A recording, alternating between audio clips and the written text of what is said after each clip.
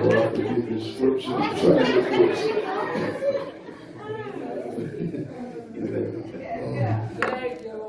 Lord have mercy. I may have to cut this one short.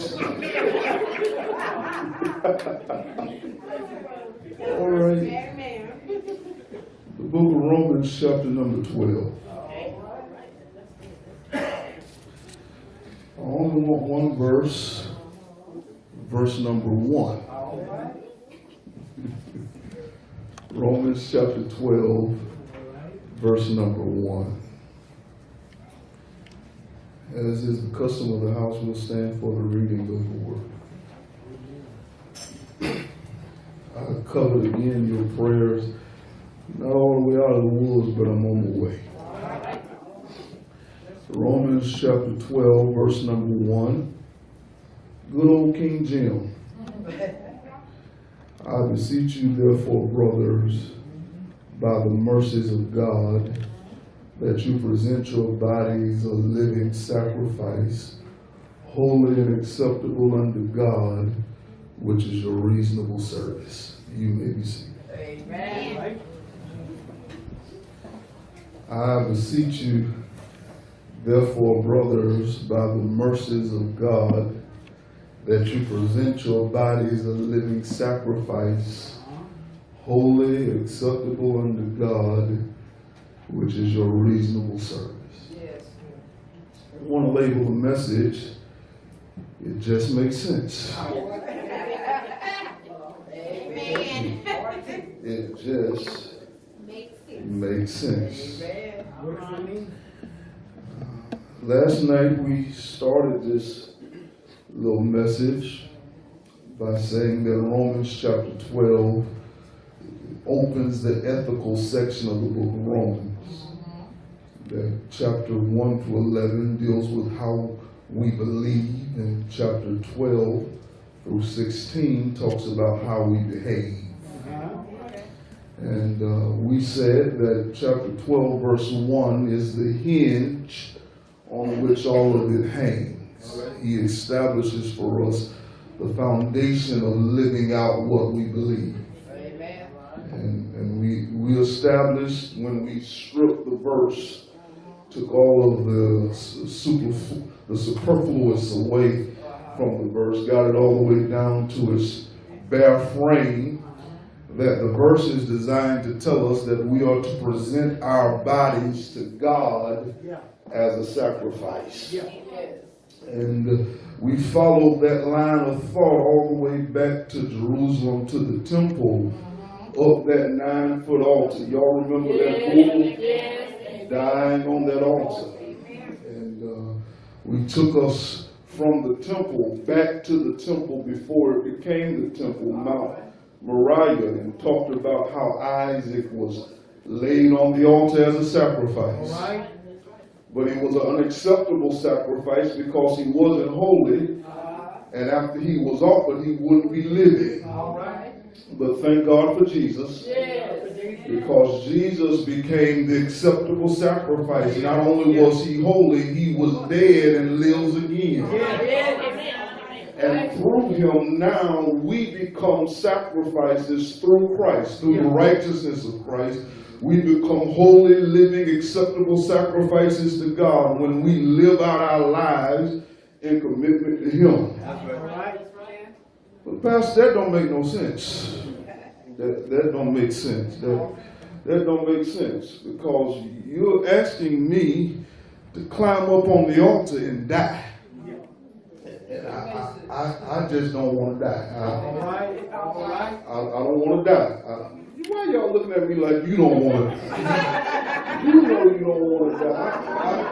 I just don't want to die. I don't want to die. I don't want to die.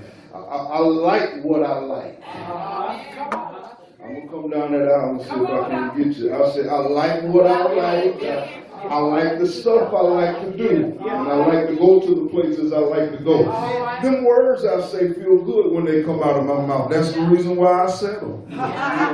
If I didn't like Instagrams, I wouldn't have bought it. But I like it, so I bought it. I wouldn't have got me a red-skinned woman if I liked brown-skinned women. I like what I like, and I don't want to die. I don't want to die to what I like, because I like it. I wish y'all would take your voice off of it like I'm saying. I don't want to die because I like what I like.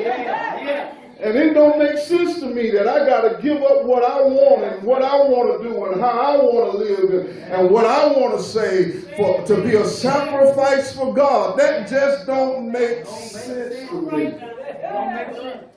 So the question tonight is why? Why, Reverend? Please tell me why I should present my body as a sacrifice to God when I don't want to.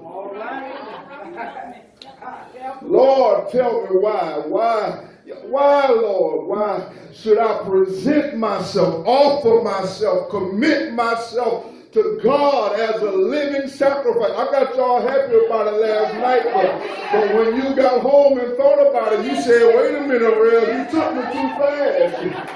You got me sounding about giving myself away, and I had to think about that thing. I'm not sure if I really want to give myself away like that, because I don't know if I want to give up my old friends and my old habits and my old way of doing things. Why should I present my body a living sacrifice? Paul tells us this right here in the text. Listen to it one more time. Listen to it again. I beseech you, therefore, brothers, listen, by the mercies of God, that you present your bodies a living sacrifice, holy, acceptable unto God, which is your reasonable service. Pastor, why does it make sense for me to present my body to God as a sacrifice? Because God has shown you so many mercies. That's what the text is saying. The text is saying that the reason why you ought to give yourself back to God is because God has shown you mercy. And if it had not been for God's mercy, there wouldn't be a meat of sacrifice. So I got to give myself away because He's given me mercy. Now, I know, I see it on your face. You're looking at me saying, Pastor, what is mercy? Mercy is the compassionate nature of God. I'm going to get you right here. This is where we're going to start having church, right here. Mercy is what moves God to step into your situation and turn things around. I don't know why when nobody over here say amen. I said mercy is when God steps into your situation and soothes your pain and calms your fears and moves trouble out of the way. Mercy is when God intervenes in your life and does for you what you can't do for yourself. Mercy is when God makes a way out of nowhere. Mercy is when He opens up the windows in heaven. Mercy is when God steps in. Mercy is when God steps in. And see, if He didn't step in, I wouldn't make it. If God didn't step in, my situation would overtake me and I'd be down and out for account. But mercy says that God steps in, and even though I deserve it, God says no, and He rescues me from my own situation. Now, I ain't got where I'm going in this sermon yet. I ain't got there yet, but I just want to know, is there anybody want to take a praise break in the beginning of the sermon and thank my God because He's shown you so much mercy that over and over and over and over and over again, He steps into your situation and He works it out for you, even when you don't know how He do it.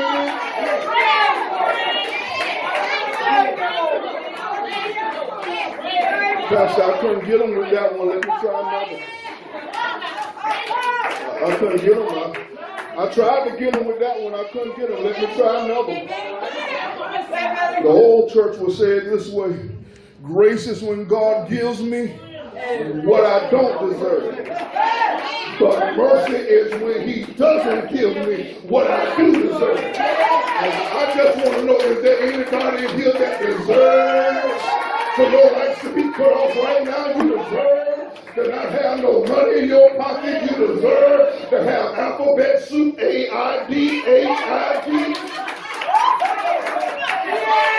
but God, in his mercy, God blocked it, and he wouldn't let it be so. Is there anybody glad that God gave you mercy?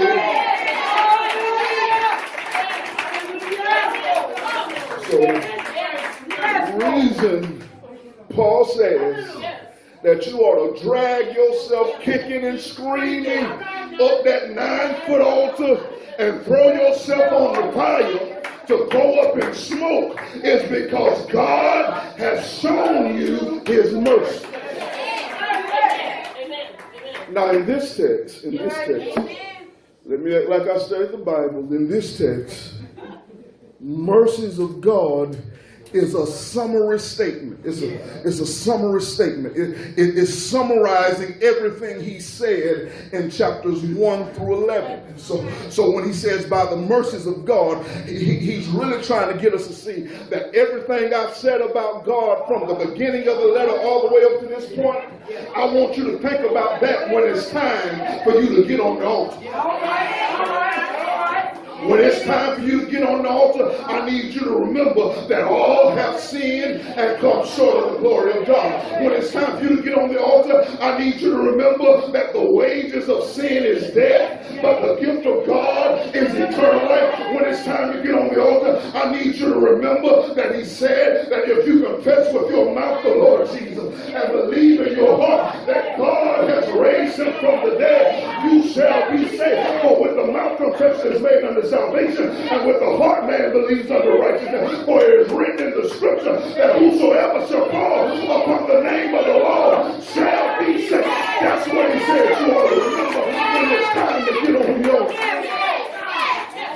When it's time to get on the altar, you ought to remember that on the inside in my flesh dwells no good thing. But who's going to deliver me from the power of this death? Thanks be to God, our Lord Jesus.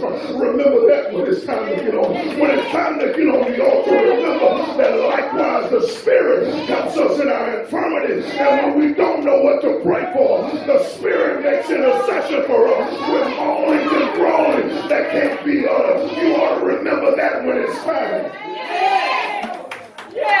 to get on the altar. When it's time to get on the altar, you ought to read in that same chapter that God knows how to make all things work together for the good of them that love the Lord and them that are called according to his purpose. You ought to remember that when it's time to get on the altar. But there's something. Now, Paul is making a summary. He's making a summary. But there are some theological underpinnings here. I ain't got time. We'd be here till tomorrow if I go down in this as much as I wanted to. But can I at least give you a drive-by version? I'll give you the drive-by version. It's mercy in 3 different tenses. It is mercy in 3 different tenses. The first tense is the past tense, mercy in the past tense, and it's called prevenient mercy. Prevenient mercy. Prevenient mercy. Now let me tell you what that means, because this shouted me when I read it myself. It means that before I needed the mercy, God provided the mercy. Because he knew somewhere down the line I was going to need it. So he didn't wait till I needed it to give it to me. He gave it to me before I needed it. I wish I had I said he didn't wait till I needed the mercy, but he knew I was going to need it. So he gave it to me in advance to make sure that when the trouble came, I didn't have to wait on no mercy. I didn't have to get in line. I didn't have to take no number. I didn't have to wait for a call back. I already had the mercy I needed. I'm running. I can't spend time on it like I want to, but at least let me give you a verse to back it up. It says in Lamentations chapter 3 that the Lord gives us brand new mercies every morning. I ain't lied yet. I ain't cussed nobody out yet. I ain't looked at nobody funny yet. But when I got up out of my bed this morning, God had already given me every piece of mercy I was going to need to make it through the day. And just in case you're worried that you're going to have to use leftover mercy tomorrow. No, baby. When you lay down tonight and get up in the morning, he's going to give you brand new mercies for tomorrow. And when you get up on Thursday, it'll be brand new mercy for Thursday. And when you get up on Friday, it'll be brand new mercy for Friday. He gives you the mercy before you need it. That's in the past tense.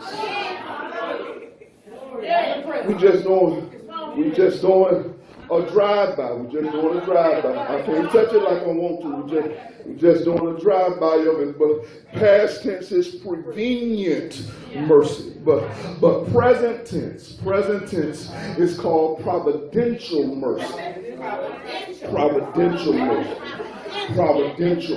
Now, I like this one too.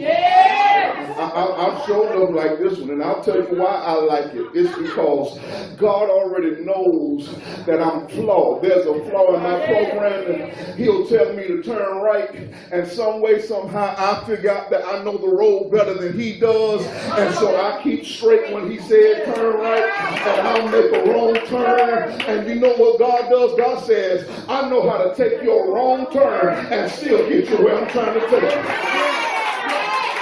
I wish I was in church.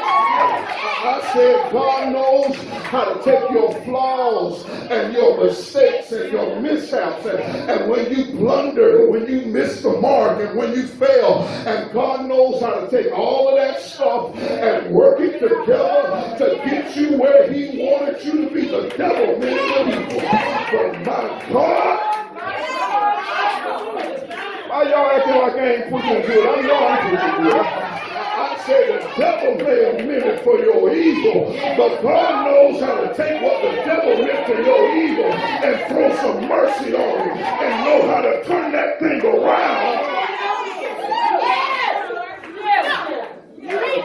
Yeah, I may have to walk through the wilderness for 40 years, but I'm still going to the promised land. Yeah, I may have messed around with Bathsheba and killed Uriah, but He's still going to give me Solomon. Yeah, I may have cussed a little bit, and I may have cut that man's ear off, but on the day of Pentecost, when the preacher gets done, I'm going to be the preacher.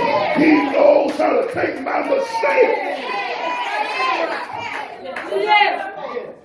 Now, I ain't got much time left on this little sermon. I ain't got much time on this little sermon. But I need to take a pause right here and thank God that He still give me what He wants. I gotta tell Him thank you, because even when I took a wrong turn, He still blessed me. And even when I didn't do what He said to, He still blessed me. Now this is just a drive-by. I can't touch it like I want. I ain't got the time. I can't touch it like I want to, but past tense is prevenient mercy. He gave me mercy that I was going to need before I needed it. And present tense is providential mercy, is when God takes my mistakes and works it out so that I end up where He wants me to be. Now I gave you a support verse for the first one, so let me give you a support verse for the second. You already know it. She already said it. It's Romans 8:28. How God makes all things work together for the good of them that love the Lord. Now that word work together is a Greek word called synergeo, and it means that He takes a little bit of this and a little bit of that, and He puts it together and makes it work out. Yeah, buddy. He takes a little bit of this and a little bit of that, and He puts it together and He makes it work out. All right.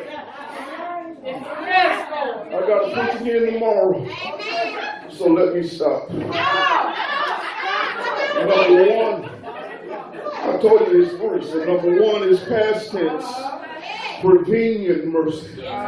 Number two, present tense is providential mercy. But here's number three. It's called preservational mercy. Preservational mercy. That's future tense. Preservational mercy. Now here's what preservational mercy is. It's that God has already made up in his mind that he gonna give me as much mercy as I need to get to where he's trying to take me. And so it doesn't matter what I go through between here and where he's trying to take me, he's already made up in his mind that every time I need mercy, he's going to give me mercy. It's not up for debate. It's not up for question. It's already settled in the mind of God that every time I need mercy, he's going to give me mercy. That's such good news. That's such good news. If we were to be in a doctrinal class, we call this the doctrine of the preservation of the saints. This is where we talk about the preservation of the saints, how God has already made it up in his mind that if he saved me by his grace, regardless of how many storms I go through, how many ups and downs I have, even when my life feels like it's on a roller coaster, in and out, up and down, round and around, he's already made up in his mind that he got me in his hand, and the devil in hell can't pluck me out of his hand. He's already decided. And I wish I had about 5 of y'all that'll get happy with me on that. That the devil can try whatever he want to try. He can say whatever he want to say. He can do whatever he want to do. But no weapon formed against me. Lord, I wish I had a voice. I said, no weapon that's formed against me will ever prosper. And every tongue that rises against me is going to be condemned because he got me in his hand.